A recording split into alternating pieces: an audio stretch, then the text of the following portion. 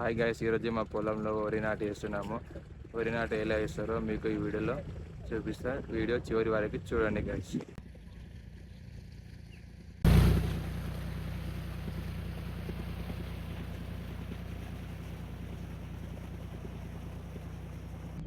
ఇలా నీళ్ళు లేకుండా గ్యాస్ ఎక్కువ నార్మల్ ఉండే, అందుకే గడలు గడలు గడలు గడలు కనిపిస్తుంది. ఒక్కసారి చూడండి గ్యాస్, ఇక ఇట్లా గడలు గడలు కనిపించద్దు గ్యాస్, ఇట్లా గడలు గడలు కనిపించద్దు. ఇట్లా ఉండాలి గ్యాస్. ఇట్లా అంబలు ఉంటే నాటు అయినా కూడా జిల్లెలు ఫాస్ట్గా నాటు అయిపోతుంది.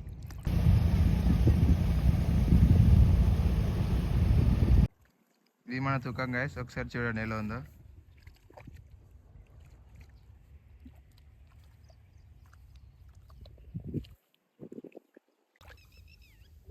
తుకాలు పోసుకోవాలి. మేము ఇట్లా తుకాలు పోసుకొని ఈ తుకం పీక్కొని కట్టలు కట్టి నాటేసుకోవాలి.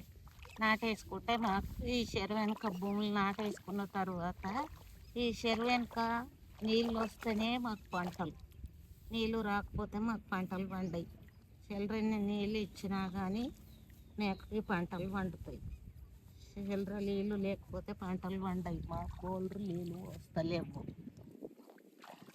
ఎంత పండుగ వచ్చినా కానీ ఈ పంటల మీదనే ఉంటాం. మేము పండుగ వచ్చినా పంటల మీదనే ఉంటాం.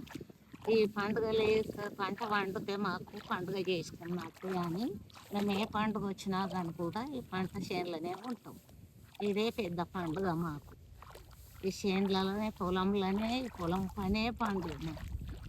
మేము ఎంత పెద్ద పండుగలు వచ్చినా కానీ కూడా పొలమే చేస్తాం, పొలం పనే చేసుకుంటాం మేము ఎక్కువ.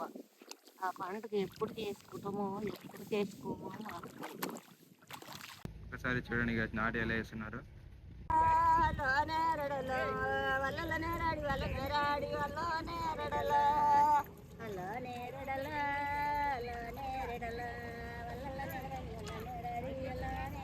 ముందు చెప్పినారు గైస్ నాటు ఎలా వేస్తారో.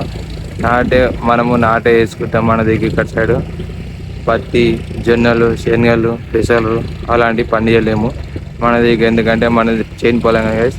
మనకి నాటు ఒక్కటి సాగుతుంది అంతేగాని వేరే పంటలు అయితే మనకు సాగు గైస్. మీకు నాటు ఎన్ని రోజులకు వస్తా అంటే, మన నాటు వేసిన తర్వాత యూరియా చల్లుకోవాలి. 2-3 వారాలు అయినాక యూరియా చల్లుకోవాలి. యూరియా చల్లుకున్న తర్వాత వరి పొట్టకు వచ్చిన టైంలో మనము పొటాష్ చల్లుకోవాలి. పొటాష్ చల్లుకున్న తర్వాత కొన్ని రోజులు లాగా నీళ్ళు కాపెట్టుకోవాలి.